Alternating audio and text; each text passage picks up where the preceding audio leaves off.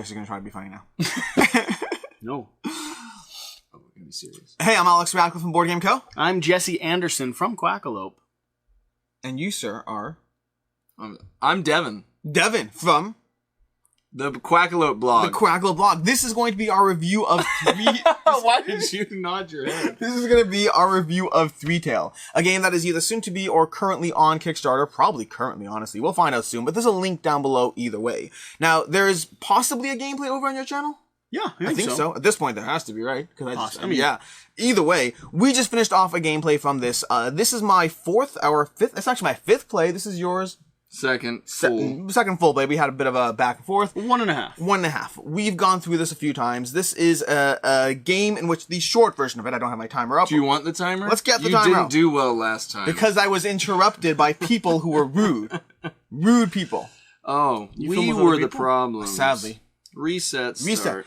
ThreeTale is going to be a game of exploration. There's going to be the prophecy phase where you get a little bit of a hint, a taste of what's to come. Then you're going to have the past where you dive in and explore and build out the world map, finally followed by the actual future or present or whatever it is in which you go through and engage with the prophecy that, well, actually developed. The game is going to primarily take place, I'd say about 60-70% of the game is going to take place in the past when you're going to be building out the map, adding tiles one at a time to the board, adding various things to those tiles, and those things are going to be all the fun things you're going to want to gather. You're going to want to gather treasures because they're cool and fun. You're going to want to gather quests because if you accomplish them, they're cool and fun. You're going to want to gather all these black and white cubes because the white cubes are going to update all your virtues, which are various talents that will help you throughout the game, and the black cubes are movement. All these things are important to building out and developing your character and their special strength, as well as, of course, their unique talents that will give them their own special abilities. From there, you'll move to the actual prophecy in which you'll be utilizing those to trying to win before the map slowly collapses around you. The game can be brutal, but it is a lot of fun upgrading your various virtues as you go through the game. Like really stretched out. Yeah, really stretched out. Is the top down on? Because when you were saying stuff, he was putting components out, and they did not match. They did not match at all. They did match. Collect treasure. Top treasure. Pick up cubes. Move things up your track. You did that with quests. The only thing that didn't match was because the quests are over there, and you weren't being helpful at all. Either way, Top Shot is active. Not the point. Wow. The point is this is a game of exploration, and the primary focus of the game, to me at least, is the fun of building out and developing your character before you enter Endgame. Endgames that are going to be, I mean, the prototype we have has 5. I believe the Kickstarter will have more, and I don't even know if that's before stretch goals or anything else. Obviously, everything you see here is prototype, although dual layer player boards and metal dice. This is gorgeous prototype. Gorgeous prototype.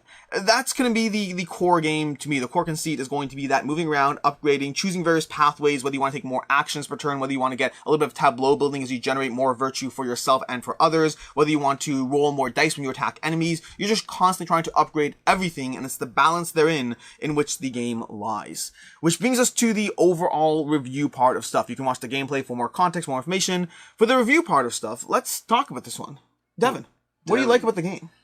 I think that the virtue track building within each of the characters, not just simply tied to one character, but how they kind of organically work with each other, specifically because you can build up your own, you can build up other people's abilities. I think that the kind of tense choices as to what you want to maximize on your character is interesting within. You talked about this as, a tile like laying, like exploration game, but you don't have enough time to maximize everything. Which is great.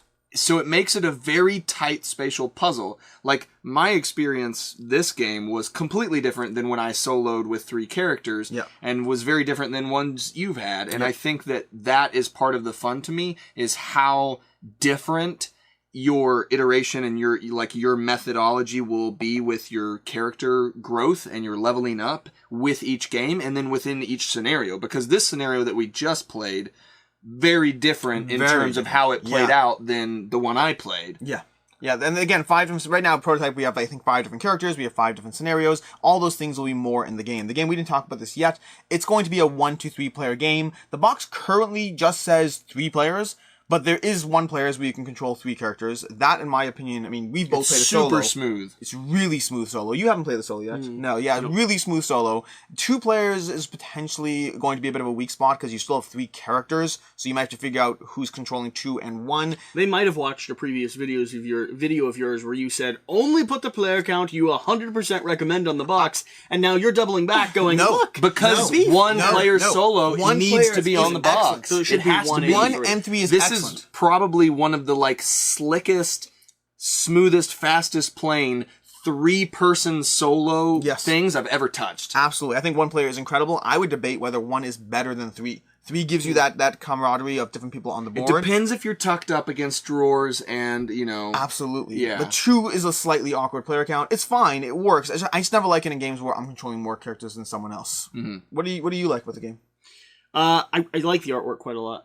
Oh, the artwork. The artwork's... I really do. Yeah. I think the cover photo is the first thing that drew me into it. I am captivated by this kind of world and aesthetic, and they've gone with a sort of low historical fantasy with some high fantasy tropes. Like, the gameplay that we had was pulling on some, classic mythology or classic historical stories that you see throughout ages and generations and doing their own variation or twist on that, right? Well, it's kind of a combination of Noah's Ark and the Tower of Babel in a way. But, pull out that first box over there and guess what that one is?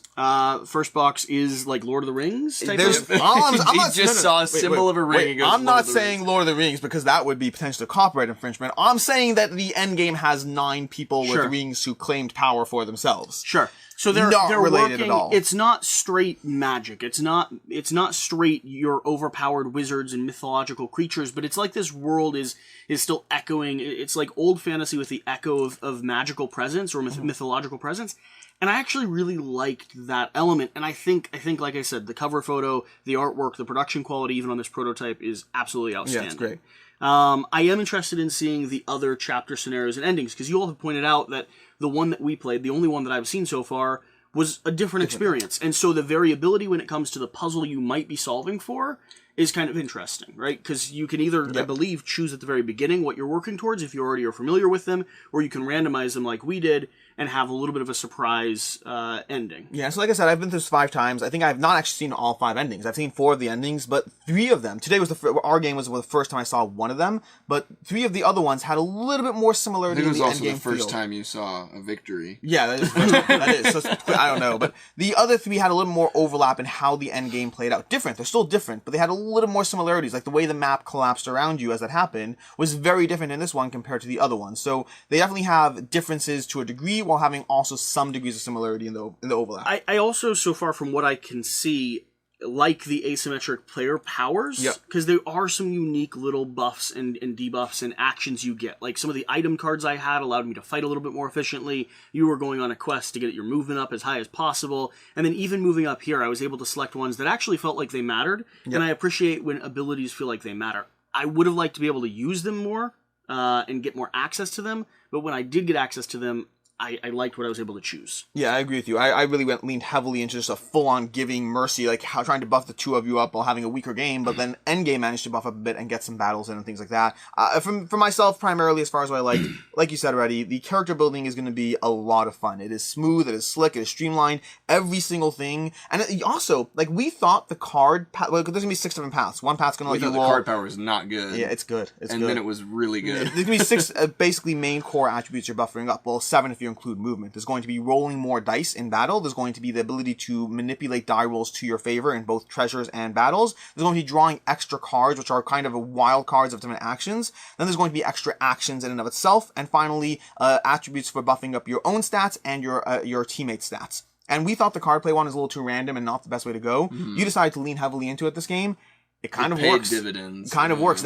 You can't control for it, but it does give you things like additional movement, additional actions, additional dice, perfect rolls, and so you actually adjust your strategy based on what you drew slightly. Yeah. And we found that extra little buff was almost always useful. I think you have to have movement with it. If you don't, because the movement gives you the flexibility to manipulate and take advantage of the wild card. That combination was really powerful. And one thing that we haven't talked about yet that I think was actually really well balanced was in a lot of, tile lane exploration games that has combat, I feel like a lot of those games lean one way or the other with combat, with the RPG side of it, and like it's a little like heavily focused on one part of it, but like the combat, the treasures, the quests, I feel all of them are rather well balanced as viable things to attempt while doing the like progression engine. And it's like combat isn't something that takes over the game. It's something that you can avoid and probably should avoid because of how difficult it is for the first entire half of the game. Yeah. But it's also something that is very valuable if you've built yourself up enough in the second half of the game. Or even, like this thing I'm still trying to struggle and play with, that balance of combat is punishing, which makes you want to avoid it, but it's also rewarding, so maybe it's worth taking a few hits to your stats in order to get the reward of it. I tend to shy away because I don't want my stats to get hit, but I think I should be engaging in combat a bit earlier. But that's the balance I'm still trying to play with. Like, again, I've only won it once so far, and I'm still playing with that feeling of the game. Yeah. Yeah. Anything else before we move on to what we don't like? So, what do we not like with the game? Jesse, to you? The whole game. The whole game. Well, that's brutal. Not the whole. All right, not the whole game, but I have some serious complaints, and the only reason I'm willing to dig into them is because both of you ended the gameplay going, "That was better than the last time. That was amazing. That was wonderful. We loved this game," and I really don't get it. Every time I've played it, I've enjoyed it more. Which I respect. I really don't. I don't get it yet. What you went back a step because you played your first like half game to get into it. You were like, I'm intrigued, and then you played it, and you're like, I'm less intrigued. I'm significantly less intrigued. The only thing that I think I'm remaining intrigued on is going to be the variable endings. This whole beginning progression of the game, where you're laying down tiles and collecting resources for each one of your characters, feels just like a long extended stat boost. Yes, where you don't have any. Thank you. That's it. Exactly. Okay, we're on the same page. Where you don't have any real incentive to do anything other than what maximizes your available stat growth, and there's no actual threat when it comes to the board. There's the potential to get a random monster once when you go through treasure, and outside of that, you avoid the world. The environment doesn't feel real. The theme doesn't feel real. I would rather skip to having my stats and playing whatever the last scenario puzzle is. I don't see any point to this whole stat growth element of the game. And on top of that, it's so limited when it comes to the amount of red unique abilities you get that I don't feel like my characters get a chance to be unique or stand out. Instead, the next time I play this game, if I'm going to sit down and play it again, I'm going to have all three characters run heavy on sharing experience, because I think you'll break the game if you do that. If every single person buffs this so you continue just handing out experience, you'll max stat every player by the end. The issue with that, wait. Before we do that. So first of all, I agree with most of what you said, both in terms of what you liked and didn't like. The things you didn't like and the reasons why you don't like them, sure. I agree and like them. Why you like them. the two areas where I do want to tackle a little more in depth, because again, the whole, like, this game is one giant stat boost. Yes, it is. Thank you. That's why I enjoy it. Just don't like that. I totally respect that. Different strokes. But the things that I do want to lean in on, first of all, is going to be that aspect of the characters. The things that are most commonly available are not unique. These red things are called, what they call them, schwitzes. The schwitzes are going to be these way you develop your character in a way that is unique, that is different, and they're less common. Everyone available, and right now, you have 2 special abilities, and we each have 1. So first of all, we never took any actions to sacrifice any of our artifacts, which would give us additional schwitzes. That's one way to get them. But I agree with you. I don't think we took a full advantage of how to get as many as we could, while still agreeing with you that, for me, while I love the general game, I agree that I want the characters to feel more unique, so I continuously am incentivized to go through that puzzle again and again. The artifacts is another point of uniqueness that you're making a choice around. Yeah. So you're still sacrificing available uniqueness. Yeah. I do agree that that most of the fun stat boost is happening on things that are not going to be different game to game, and that does potentially hit replayability. Like, I 100% would rather see these dialed down a bit, and then just give more red, more abilities, more ways to augment and develop your character. I think that you and I do not mind what he minded because we have played and enjoyed this game as a solo game. Yes. If we're playing it as a solo game, the fact that this person, and this person aren't insanely asymmetrical or unique from each other doesn't but it doesn't impact our story experience as much as, like, if you're playing with 3 people, you don't necessarily want the dwarf warrior, and the dwarf warrior. Sure. But, like, if you're playing by yourself, doesn't really matter as much. It doesn't matter as much. So I agree and disagree. I agree it doesn't bother or impact my enjoyment as much, but I absolutely have the concern for long-term play that I want, first of all, I want more characters, obviously, but I want to actually have the ability to explore fully my character, not a character. But then lastly, before I'll go back to you, the other thing you touched upon, I do want to touch upon, is you said go heavily on just the virtue and on continents or whatever. There's 2 stats here. One that lets you share experience and one that lets you get your own experience. My theory is... You're wrong. If you double down on that... You're wrong. I don't think you'll be able to. My first game I walked in, I like things that will level up your own stats. My first game I walked in on all 3 characters, I leaned heavily on these aspects. I didn't lean heavily on extra actions, on extra dice rolling. I leaned heavily on just the things that boost your stats. You could barely walk around, you could barely do actions, and by the end you might have been like, oh, now I could scale, but it's too late. It's too late. My first game, I tanked hard, thinking that was a strategy, and I walked in my second game being like, well, I hope this is winnable because I thought I did the best thing. I could see it, but then the puzzle for me still doesn't become uniquely different. Every time I approach the game, I'm approaching the puzzle almost the same with each character. If you're saying that it's not boost all these, then it's probably the way we just played, where you gently have someone moving, you have someone fighting, you have someone boosting. It's got to be a combination, and it's a solvable approach. I'm with you. Let me go to the other thing, and then I'll give you all some space to complain about this. Listen. For me, all of that could be forgivable, except if the world felt living, if the world felt real. There's no threat, there's no, other than the puzzle you're solving, there's no direct engagement with a real living space that you're encountering. I love the artwork. I love the idea and the theme and the scenarios they're presenting, but my issue as someone that is a theme-first player, this does not give me what I want. Every time I was reading flavor text, the reason I kept digging into and making sure I read every piece of flavor text that came out... You were grasping. Everyone was kind of vague and boring. Yeah.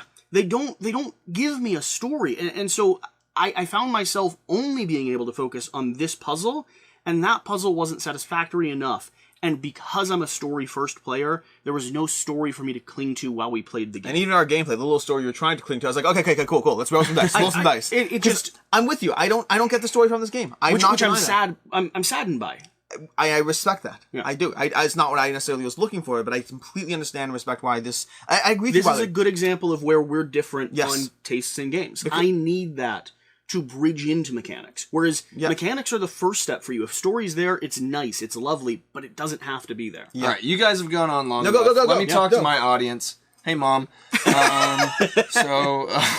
What do you not like about the game? Or where do you want to push back on me? I agree that I think that this is probably one of the weakest parts of the game, because even on the game I played where I was able to control who got these, all of them, I've never gotten beyond the second Shivitza on any character. Correct. And I do think that there's maybe an imbalance or a scarcity of them that could make the progression system just more because if you available. sacrifice a level 3 artifact, you get 4 Shivitzas.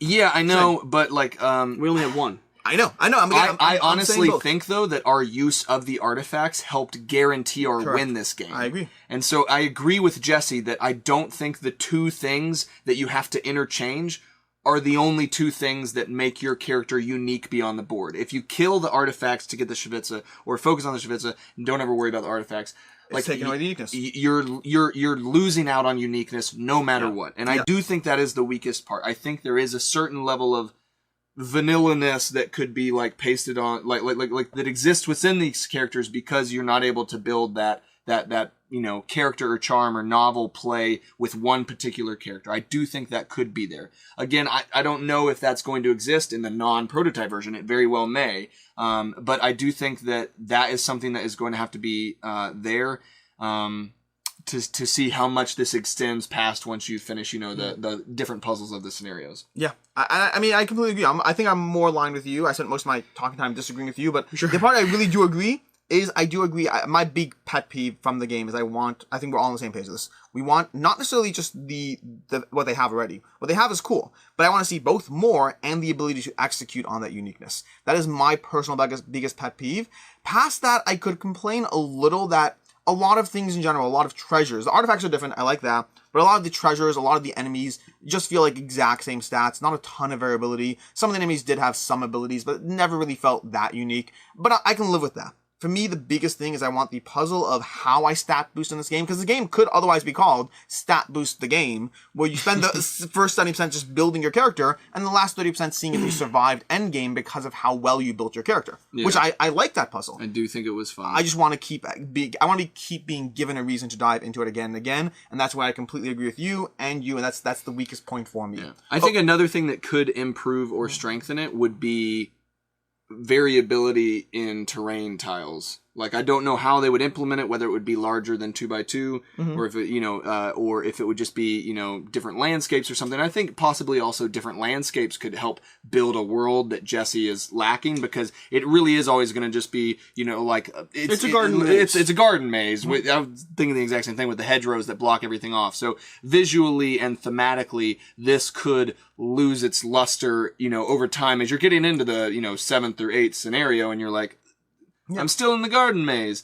It's Carcassonne the adventure game, which I'm cool with, because I like Carcassonne and I like adventure games and then stat boost. But I'm with you. It is, a bunch of tiles. So I think you probably have a segment like this in the video at a later point, but I think now that we're getting to things that we'd like to see... Others not leaking? No. Oh. I think since we're getting to this, I do want to emphasize that this is a prototype we're working with, and what I usually do when I have criticisms around a game is I encourage people to go to the Kickstarter page and look for some of the things that are missing for me in what I'm not seeing yet here. Okay. I want to see uniqueness in characters and more opportunity for feeling unique. Yeah. I hope they emphasize that. I hope they have a bridge to that.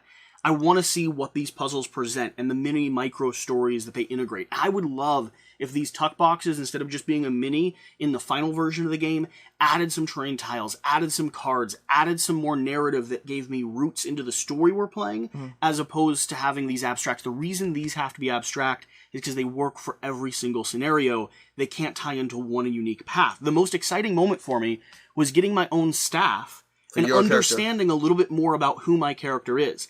I want that emphasized in this game. I want them to do a complete rework and refocus on how they make what's being told, because I know the designers know it. You don't get here with art design and direction if they don't have a world they're talking about. They just haven't translated it in a way that I can see yet, and I'd love for them to do that. The other thing that I as players would be looking for would honestly be a little bit more variability up here. I want to see like a Kickstarter exclusive or an upgrade pack that adds 6 unique tiles to the terrain map. That's stuff that I don't expect to see in a prototype, and so I give it a little bit of grace there, assuming that it's there when it arrives. Sure. So again, swing over to the Kickstarter page. Genuinely, you both like the game. I'm still on the fence. Yeah. I will be watching the Kickstarter page to see what they mix in. Yeah, and the last thing I do want to touch upon before we go into final thoughts and ratings and all that is we talked about it briefly, but that 2-player count is a little bit of a weird duck. Like, I don't mind nothing personal. The 1 to 3 player, the 1-player count is amazing. The 3-player count I really enjoy. Depends on the players involved, but I really enjoy it. Come on. But the 2 players is going to be where I would I'd happily sit down with Devin right now and play a 2-player game again. I do enjoy it, but it would feel a little odd. You guys would be fighting over who's controlling the third, or you'd share between you. Maybe they come up with one of those kind of characters for a 2-player game with a specific character that has some sort of way of operating where you can share control. And they actually have a character that splits in 2. It'd be interesting if this splits and you control one half stats, they control the other. I don't know. I want a way where 2 players feels natural and not a compromise. Designed for. Yes. Yeah. And that's probably, if we were talking about what others don't like, if we're in that section or if that exists at all, to me it would be player count. Yes. This feels like a 1-player game and a 3-player game. Yeah. And it doesn't feel like a 2-player game, and I don't even know if they could implement the problem is, higher than that. Like, if Rena likes this, if my wife likes this game, I'll play it at 2 players. I don't care what I have to do. I have to give it 2 characters. I don't care. I like it enough, and it's simple and fun and fast paced. I would play it at 2 players. It would just feel off. To be fair, guys, they're not hiding it. It is called ThreeTale. Oh, I know. They're leading into it heavily. So with that, let's move to final thoughts and review and all that. Let's go ahead and start with you. I like the spatial leaning. He's like, I'm going to create a line there. So I've already gone over my final thoughts of this game. I'm not going to give it a hard review number right now. I've only played it 1.5 times. Sure. It's not a fair judge. Fair. I don't know that I'm diving into it again. Okay. I do think they're going to do well, and I think there's going to be a lot of people that like this. I think people that enjoy a puzzle-style game are going to get a lot out of it. Both of you have, and that's evidence of. If you're looking for theme and narrative and story like I am, though, and you want a little bit more of an RPG or an adventure, and the artwork's giving you that in its atmosphere, it's not delivering right now in the table presence. And so, for right now, this would not be added to my collection. Cool. But I'm holding out hope.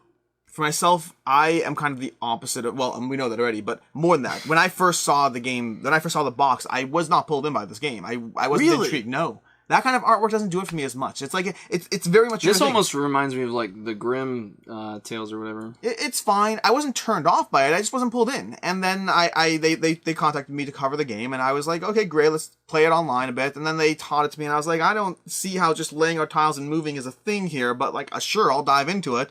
And then I kind of started playing it, and I was like, I don't know if this is a good game, but I'm kind of enjoying it. And then I kept playing it, and I'm like, this is better every single time I play it. The one thing I had left, as a hey, just as in terms of what I can see others not liking is you may never win this game, but we won, so that is now gone as well.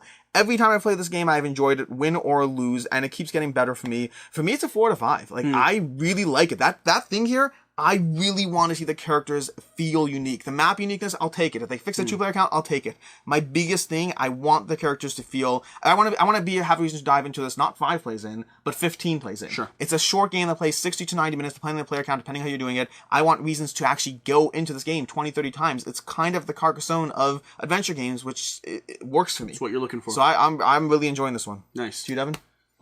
You guys are a little bit more ratings focused than I am, but I think that for me, based off the 2 plays, I think this sits very solidly at a 4. Mm-hmm.